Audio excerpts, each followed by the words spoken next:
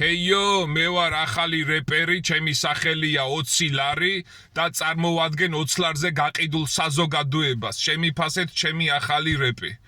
ჩემს ქალაქს სიმდელე რომ აკლია ეს ფაქტია, დაპატიმრობაში რომ აგდია დემოკრატია. ჩემ ქალაქში ბანკი კი არა, ბანკშია ჩემი ქალაქი, შენ არქშია, ამიტომ არ გინდა ამაზე ლაპარაკი. და მიდბატე 20 ლარი წოციც, დავიქნები თუ